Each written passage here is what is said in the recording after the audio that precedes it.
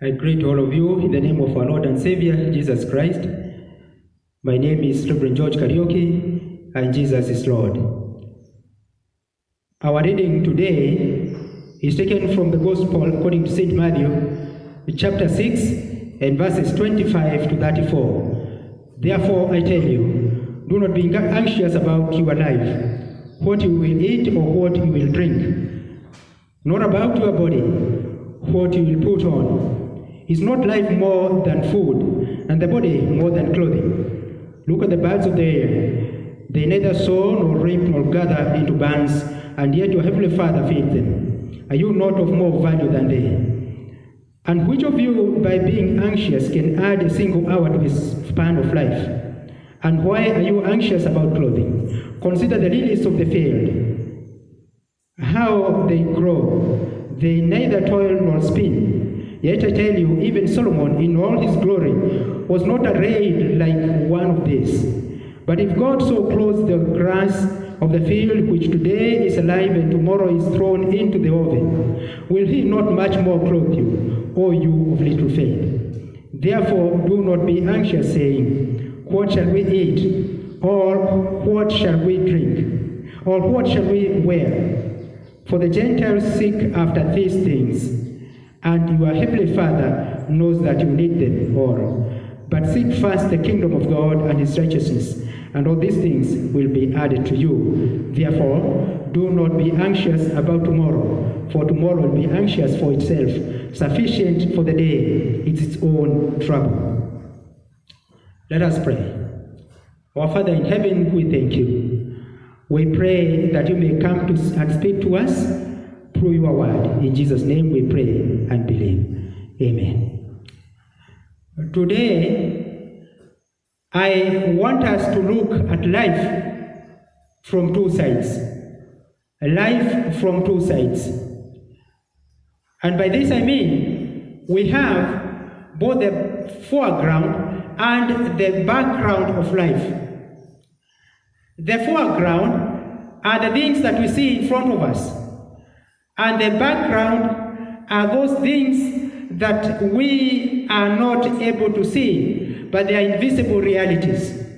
But both the background and the foreground are interconnected. And so in my sermon today, I will speak of the foreground, the background, and also I'll talk a little bit about our priority. Now, about the foreground. The foreground, which I have demonstrated here, the foreground are the things that we can see, things that we talk about. Like today, we are talking about the economy, how bad it is. We are talking about the COVID-19. Those are the two principal things that we are talking about. And these are the things that are at the forefront. But also, at the background, we have other issues. At the background, as you can see, it is not painted. It is very white. At the background is where we have divine spiritual realities. And I want you to know that Jesus holds both the foreground and the background. He holds both of them because Jesus Christ is the eternal Word made flesh. The Lord Jesus Christ is the one who holds everything. Now, we see Jesus telling his disciples two things. He is telling them about the things that they are not to do. And number two, he tells them about the things that they will do, those things that they are supposed to do. Now, about the things that they are not supposed to do, he tells them 3 times. And he says, therefore, do not be anxious, therefore, do not be anxious, therefore, do not be anxious. And we find this in verse 25, verse 31, and verse 34. As Christians, Christ came so that he may remove any form of anxiety. He wants us not to move with anxiety. He wants us to be a people who truly depend on him. Our foreground today, we can say that our foreground is the COVID-19. Our foreground also is formed by our children who are at home today. That's what forms the foreground. Our foreground, we can also say that our children are also not graduating. That is our foreground. We can also say that our foreground are the offices which are already locked, our churches which are also closed. That is the foreground. That is a much that we can be able to see. We can also say that we are having a lack of finances, an experience that we have never had before. This is the foreground. But I want to tell you that despite this, there is a therefore. What God is saying, that therefore it's going to be like this, therefore it is like this, therefore it is like this. And he said it 3 times. The therefore here is said by Christ himself. From the background, Christ is saying, do not worry. At the background, he says, do not worry. Worry not, because his concern is for us. And this is what Peter told the Christians who are suffering. He told them, as we read in 1 Peter chapter 5 and verse 7, that cast all your anxieties to Christ, because he cares for you. Too often I want to say that our focus is always on the foreground. We focus on what we can be able to see there, immediately, there and then. And that is where our cast is. We cast on those things. That is what we see. Our focus is there. But Jesus said, look at the birds. Look at the birds. They do not work. They just sit there. And he said that your heavenly Father provides food for them. But get this, as the birds are there, there is something that they do. They search for the food. They use their energy, they use the thought that they have been given to search for food. They search food for themselves, and also they do a lot of work to look for food for the young ones. They also search for the young ones. So they do something. The Lord expects us to do something. We have our part to play. We already have the foreground on us. But we also have shown you that there is also the background. There is Christ who is backing us up, who is telling us to move forward, who is telling us to go on despite the hard times that we are facing. The Lord is so faithful. You see, you are also told that it is Him who clothes the lilies of the field. Lilies that seem to be very beautiful. We see them as being very beautiful, but they are just there for a time. You were created in God's image and likeness, and you are much more valuable than the lilies. You are much more valuable than the birds. And so, look at yourself as a person of value. Know that you are valuable before God. There is a lot of things that you can do for God, because that is why God has kept you alive. That is why you are the way you are. I want, as I conclude, to give an illustration of a person who lived in the 1800s.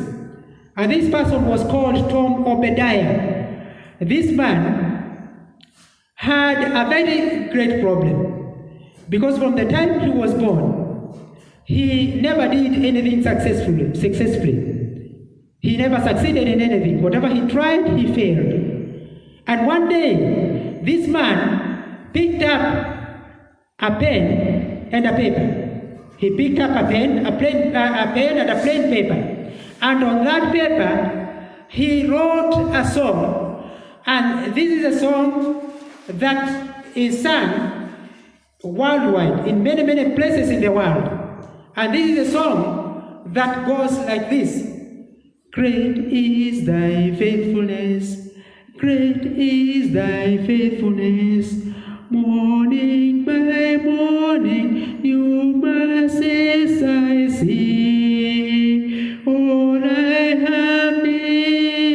hand has provided. Great is thy faithfulness, Lord, unto thee. This man was able to sing about God's greatness, about God's faithfulness, after he stopped focusing on the things that were on the foreground, and he looked at the things through the spiritual realities, things that were behind, and he saw the faithfulness of God. So, from what you are facing, can you turn aside and you'll see the realities of God? You'll see the faithfulness of God when you turn aside. I want to tell you that God is so faithful. God expects you to do your part. And Jesus says here that our priority should be the kingdom of God. And now I'm in my point number 3. He said that seek first the kingdom of God. Because the Jews and his disciples, to be precise, had come to worry, and they were living like Gentiles. They forgot who they were. They lived like Gentiles, a people who did not have anything. People who were depended on whatever they could get, and then they did not have much. And so he gave them their priority, that their priority should be the kingdom of God. Now, today, our priority could be work, the work that we do. Maybe your priority is the education of your children. Your priority could be what you do in your house. But Christ said that seek first the kingdom of God and his righteousness, and all these things, most of which fall under the future, will come to you. So seek Christ, seek the kingdom of God and his righteousness, and the Lord will surely provide to you. He is going to give you whatever you need. And so let us be a people who will seek Christ, who will seek the kingdom of God and his righteousness. Let that be our priority. Let us continue calling upon God, and he will see us through in whatever we do. In the name of the Father, the Son, and the Holy Spirit, let us pray. We thank you, God, because of your goodness and your faithfulness. Help us, dear Lord, as we look at life from two sides. Help us to give you the priority. Help us to want to see you, because you are the one who holds both the background and the foreground. And this we pray, believing and trusting in Jesus' name. Amen.